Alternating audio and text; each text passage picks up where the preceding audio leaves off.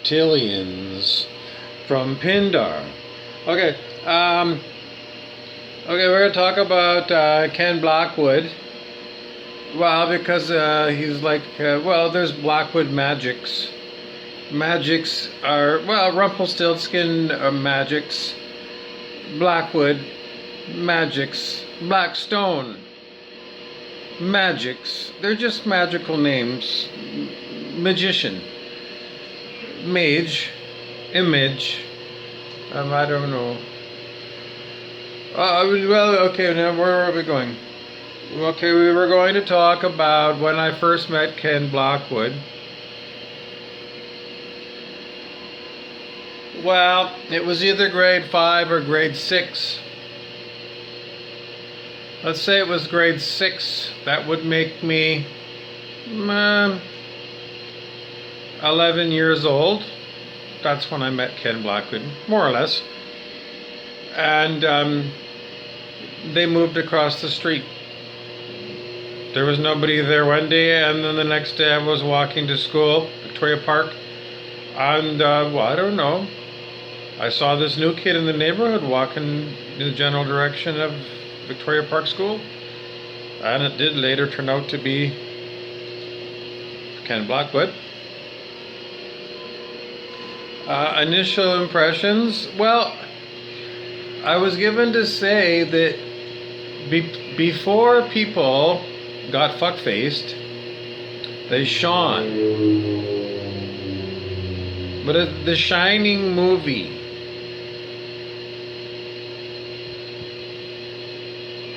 they shine because they're angelic.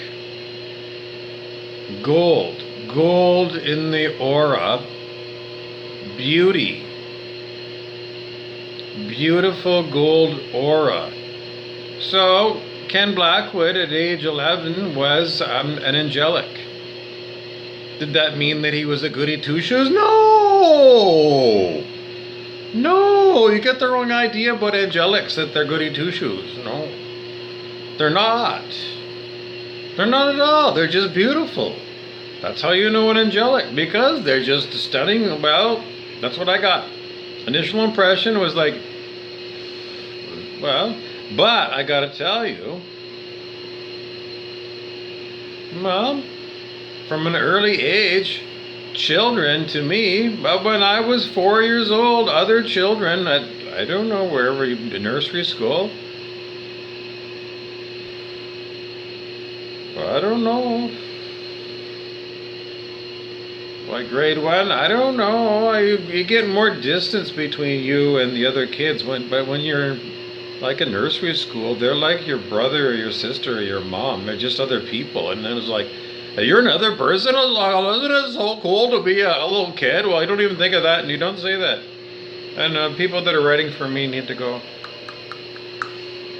That's witchcraft. Okay, so we're listening to the radio, because it has strange things. If you go you can go to the AM section of the radio and just tune the dial up and down and listen. This is at the end of, I'm not sure if this is the AM or the FM dial, but there's like beeps, beep, beep, beep, beep, beep, beep, beep, beep, beep, beep. Now this goes way back to when I was a kid. There was always these strange radio stations, and we thought maybe it was something to do with, and then we do the game, maybe something to do with this, or could it be something to do with that?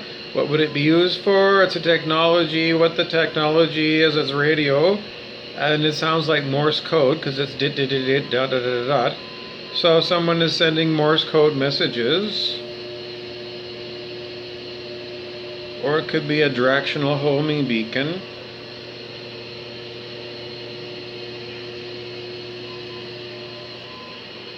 Anyways, those are some ideas, and we're listening to it because we're in a curious state of mind, because we never did get a good idea about, I don't know. So,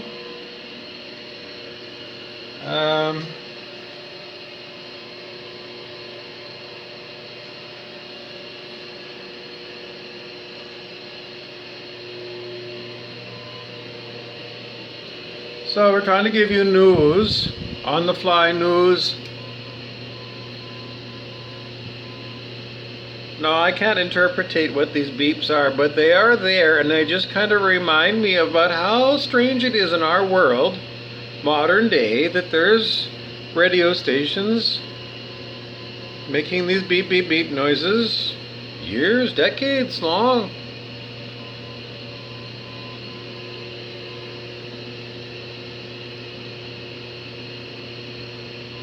And it goes on and on and on and on and on. You could leave it on this station for a long time and ponder, what does it mean?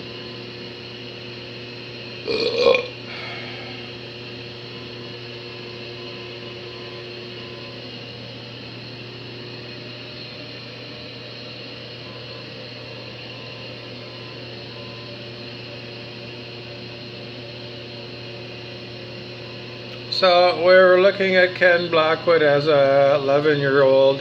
He reminds us of Kelly Leach in the Bad News Bears, a top athlete who's I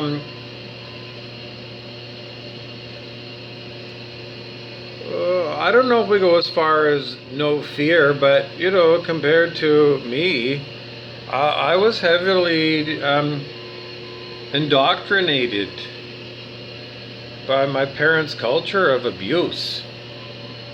Kenny Blackwood's family, the abuse of alcohol was duly noted, but the children were not, I don't know. Anyway, Ken was, he never wanted to drink because he grew up with the alcoholic family. That was the way he always was. Because he saw it, he didn't like it. But he lived with that, and you know, other than that, I don't know. I spent more time at Ken Blackwood's house than I did at my own house. I think so, yep.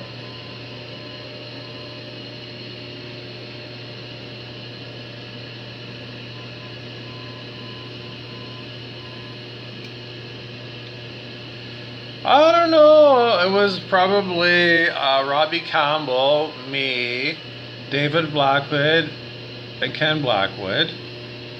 He went by Kenny in those days. David called him Kenny. I don't know. We didn't use names like, you know, it wasn't like the... In some novels, people have ideas that they use people's names too much in the dialogue, because you don't. I mean, you don't call people, like, rarely do you use somebody's name when you're around them all the time. Rarely. It's like, you know, if they're off in a daze, like they're in a fugue state. A fugue state is like,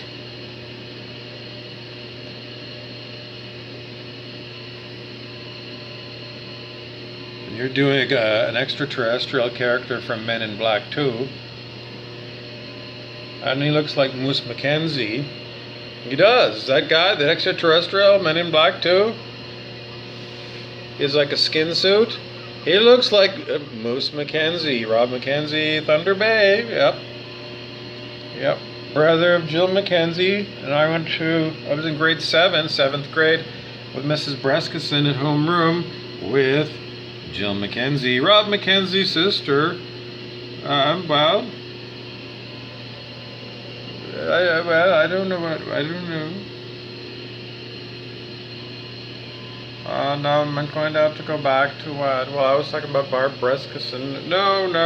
We were talking about Ken Blackwood. Ken Blackwood, yeah, he was at Westbound School when I was there, yes.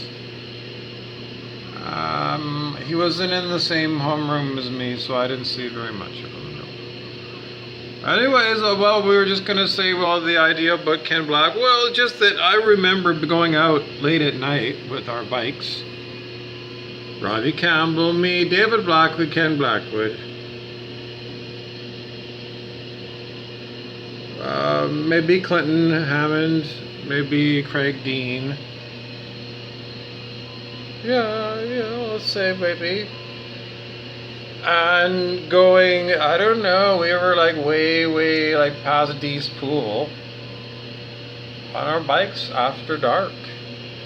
And I was getting like, I don't know, my internal brainwashing was saying, you need to go home, it's unsafe, it's too dark. It's like the internal motherhood. That was very strong indoctrinated into me. Just very strong abusive parents, not Montessori parents, very much stern. Anyways, that's the way it was, and that's the way the words are coming out. So I just that one time we got pulled over because there was a cop that pulled us over because we didn't have lights on our bikes or anything. And they kind of gave us a who are you, whatever, and then, well, I don't know. None of us cried. No, we didn't, Ken. Ken Blackwood didn't cry. No. And it was like no big deal. After I'm like after he let us go, the cop let us go. Was I like nervous? Yeah. Was Ken Blackwood nervous? No. Was David Blackwood nervous? Probably more like me. I would say nervous. Ken Blackwood? No. Was he the leader of the pack? Yeah. Yeah, the pack. Well, he was. Ken Blackwood was, well, he was the leader of the pack. Then, I don't know, just the way it was. Anyway, so yeah, he wasn't afraid of the cop and at nighttime, and I was like just heavily like dominated at home, like, you know, I just control drama, Celestine Prophecy book, Celestine Prophecy movie. You can go to Celestine Vision, might be .com or .org or something. Celestine, CELESTEINE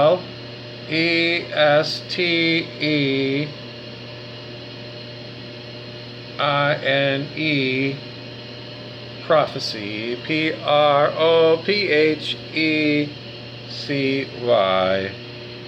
There was a spelling mistake in the first word, but it's close enough. Lots of information about holographic reality projections that you create of your own. They say when you die, but you know, if you can't tell heaven from hell, how are you going to tell life from death? This life to the afterlife, and the afterlife could be like considered tomorrow. Well, because, you know, you die to this day, die daily. It was like carpe diem. It's ancient. It goes back to ancient Rome. That's Latin.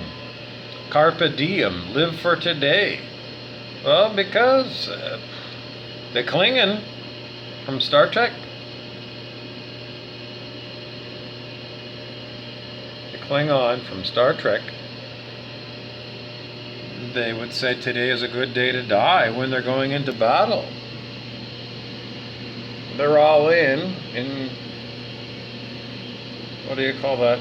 Poker. TV poker. Anyway, so yeah, Ken Blackwood in those days was not considered a coward, no. And in those days, if you were going to graph him on, you know, like chaotic or organized, good, neutral, or bad, you know, if you were going to put him as a character in Dungeons and Dragons as a man, you know, like Aragorn in Lord of the Rings is the archetype of warrior, king, scholar. So like Marcus Aurelius, one of the Roman leaders, Marcus Aurelius. Things holding Ken Blackwood back from being Marcus Aurelius, sitting on his laurels. Becoming a school teacher, a big problem too, like falling for low-hanging fruit. I don't know. I don't know. I just do the same thing every year after year. I don't know. I would have gone insane if I had to teach the same thing year after year after year. I couldn't have done it. So yeah, I don't know. So the difference between a school teacher and Marcus Aurelius. Marcus Aurelius, modern day, would be like, I don't know, I can't do it. I was gonna go and show you, but I don't know. You would have like a float plane. I don't know. Somebody said a float plane. Project Orange comes up, which is Donald Trump. What do we want to tell you about Donald Trump? He's jet setting around. Is he going to be the president again? Is QAnon phenomenon about to explode? We keep putting it out there with a lot of intention that QAnon comes back and it's real. So we don't want to talk about it too much because that's called leaning into it. How much is leaning into it? Well, if you had, I don't know, if you treasure mapped it and you kept looking at it nervously, like whether your treasure map was going to come true, well, I don't know. We try and be like biblical and pray for our enemies. Because our enemies are someone's children. You know, it's like, I love your mom. I mean, there's times when your mom's been a bitch, Kyle. In South Park or something. I mean, Kyle's mom is a bitch. I know, but I mean, there's times when, you know, we went in there and she had made some fresh buns or something, muffins. She put butter on them and gave us some Kool-Aid. Oh, she made Kool-Aid. I don't know. I don't know. She made Freshie. I don't know, maybe Mrs. Braun or something. I don't know. I just want to tell you because as kids, it's like we always get nailed for like, you know, pigeonholing people's whole entire lives based upon, you know, a certain time period or something. It's just like there was a meme that was going around that was called Unfuck Yourself. And, you know, it was just go get rid of whatever you did to yourself that ruined your shine. What is shine? Well, Ken Blackwood, did he have shine? I did see an angelic aura around him, so yes. Does he still have it? I doubt it. He's got to unfuck himself. He's got to go and ditch everything. He's got to go and method act Ken Blackwood starting at, well, I don't know. His backstory was before they moved across the street from me on Park Rose Street that they had been in Kelowna, British Columbia. And it was like an Alice story, Alice the TV show. Yeah, because Ken's original father was an Antenen. Well, Antenen is a Finnish name, and Antenen is like a lumberjack. Because the Finlanders came over to Port Arthur to work, you know, in the bush as lumberjacks, and they were big. Well, I don't know. Finlanders got watered down. They got mixed in with, you know, smaller peoples over time. But back in those days, anyways, yeah, well, I don't know. He's bigger than me.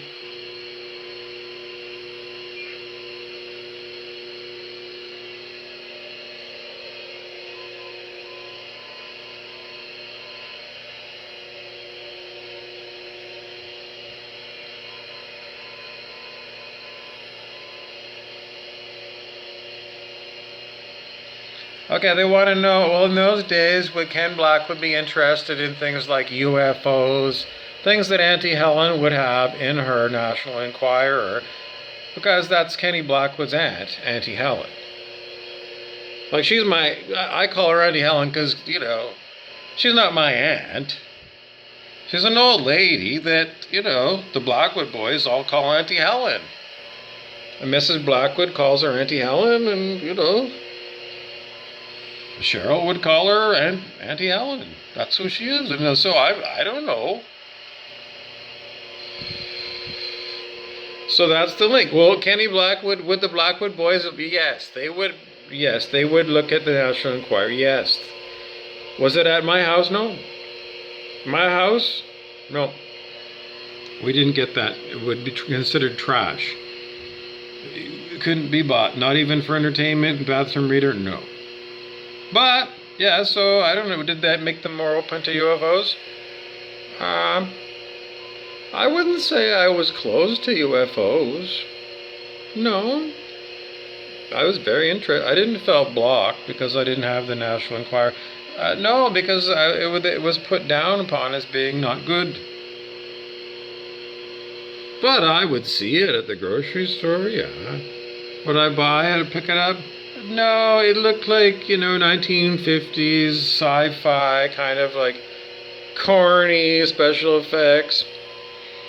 But like sometimes like there was like Sinbad. I'm sure that the Blackwood boys and I and whoever else, we went to the movie and we saw. It might have been, I don't know, it was Sinbad. It was like they would put these let's say they're 1950s, 1960s movies on a Saturday matinee. It wasn't every Saturday, but they do those on the weekends. Well, they were really good. Good movies, and I don't know. Okay, so we're still getting the beep, beep, beep on the radio in the background. Okay, well, okay, so if Kenny Blackwood is fuck-faced, well, the last time I saw him, was he fuck-faced?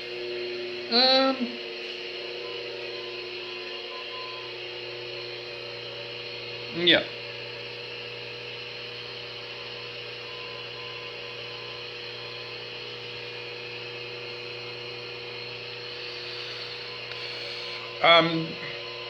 Well, it was just a question from Brent Beeson, the devil. There really are devils that judge you. Well, they don't want to admit that they're devils, but, they come and head out, and, anyways, they do judge you, and because Lucifer on Netflix does. So just imagine that you're Lucifer. Well, then they always play on my heartstrings, because as an advanced spiritual student, they know all kinds of things. I don't know. Okay, well, what else did they want to know?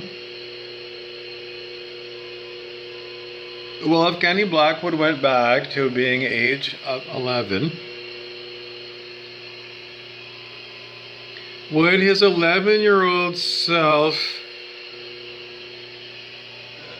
think that now would be a good time for his 56-year-old self to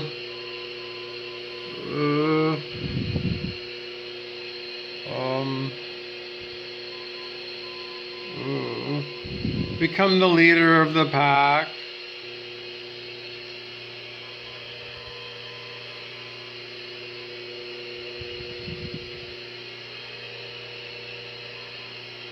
King Clancy always said that there could be a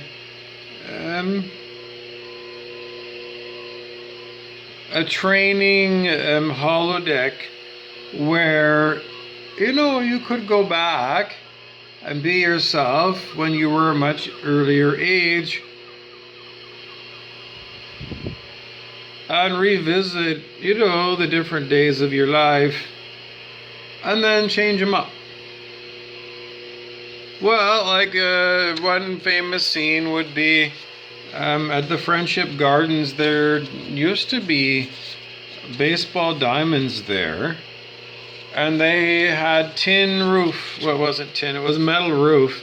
And if you went up there, and we did climb right on the top, it was really hot.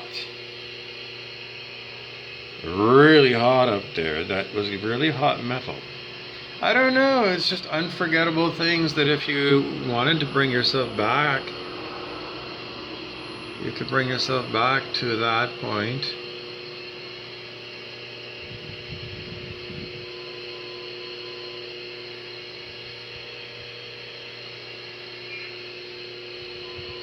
Ken Blackwood had a Bikini 10-speed bike.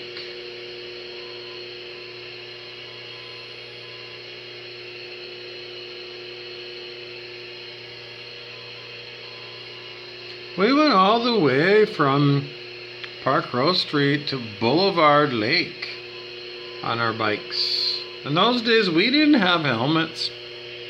Nobody knew.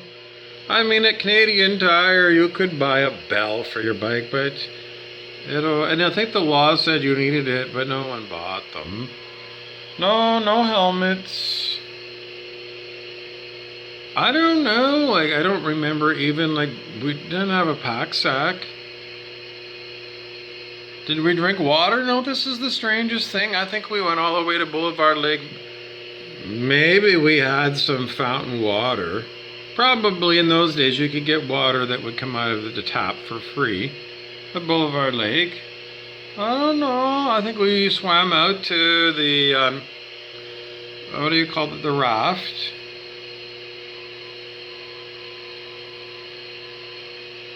I don't know.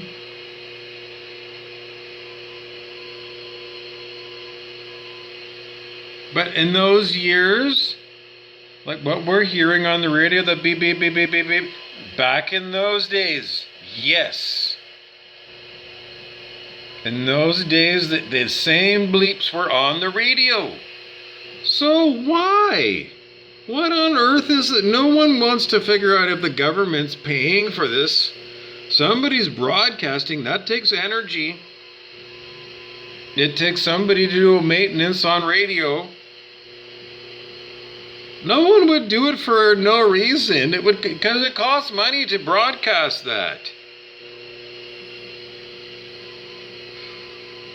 Way back in those days, so 1976. On the radio, you would hear those beep, beep, beeps. Yes.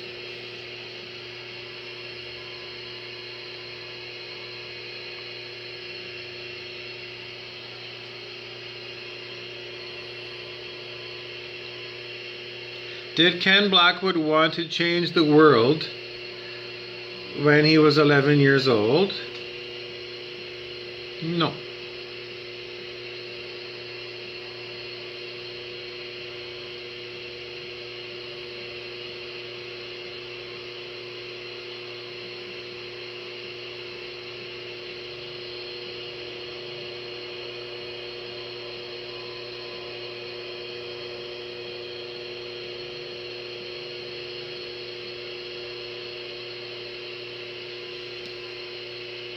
Is it fuck-faced? I mean, what his 11-year-old version of him, if he saw the world today,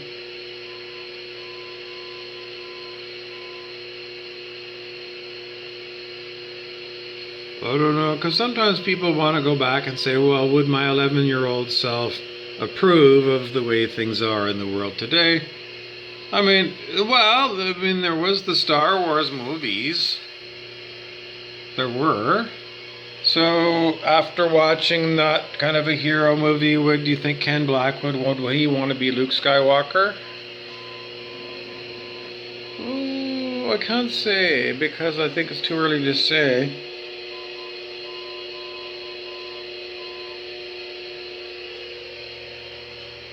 I think he likes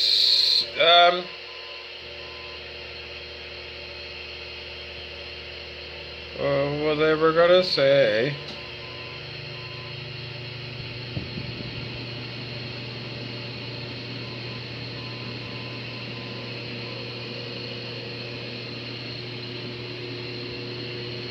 I want to ask, was Ken Blackwood a himbo when he was 11?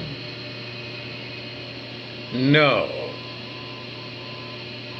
When he was 15? 17? Yeah, he became a himbo. I don't know, one day out of the blue, he looked at me and he said, hey, you got a Speedo?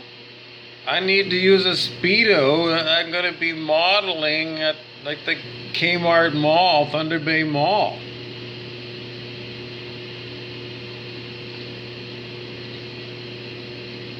No, was all I said.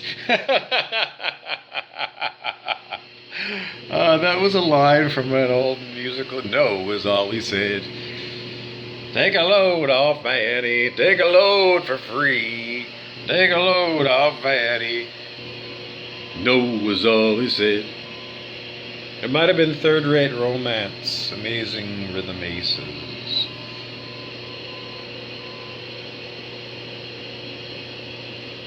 Ken Blackwood, like comic books, yes. Yes, love that comic book place. It would go through comic books like crazy, yes. I bet once a week they went to the comic book place and they traded in last week's comics. They didn't keep them. They recycled them and they get new ones. Did I get new comics? No. But I did read, they did have in the Saturday newspaper color comics, and I liked them.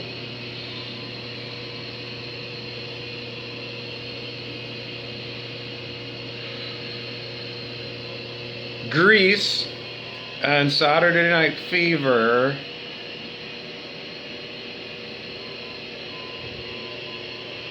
Yeah, Ken Blackwood liked music.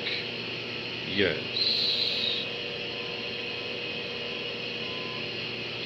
He loved to go to Wheelie's roller skating. Yes. He loved that place. He loved the music. He loved the skating. He loved to show off. No, I don't remember really showing off. I mean, he could skate. Showing off, like, I don't know, like being John Travolta. No. Well, you couldn't, because everybody had seen that show, and there's only so much you can do. I mean, once they get to a certain level of skating, then, you know, you've seen it all. And, you know, they wanted to go and do Snowball. I don't know. Anyways, that was something they liked to do.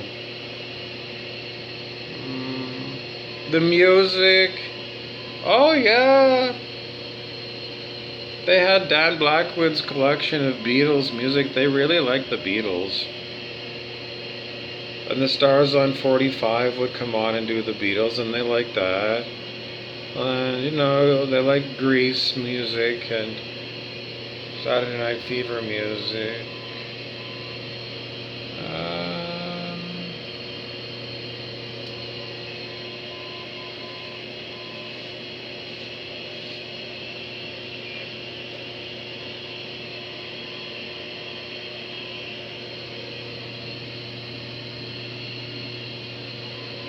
They had a dog, and the dog pooped in the backyard.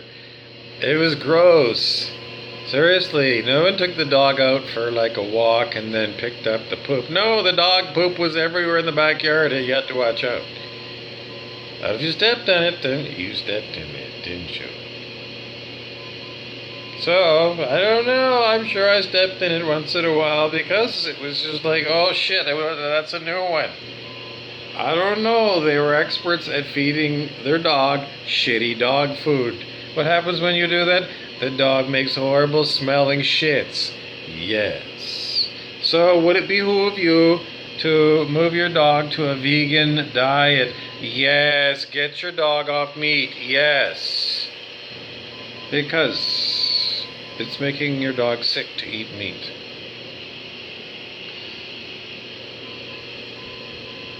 Other things, oh, well, if you're, don't tell me you're still going and eating meat.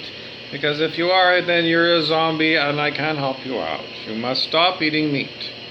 Because if you're a zombie and I'm like a non-meat eating human, it's Twilight.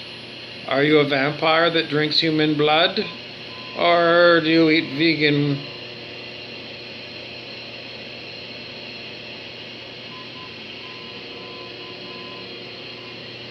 Cullen,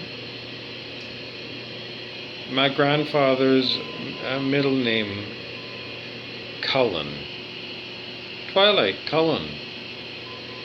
Anyways, I'm just going to tell you, if you're like eating meat, then you're only like one step away from drinking people's blood. So go fuck off. I won't have any meat eaters.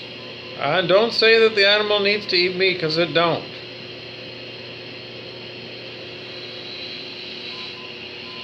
I can't help you out. Okay, what else do you need to know? Well, I can't help you out because I gotta do another video.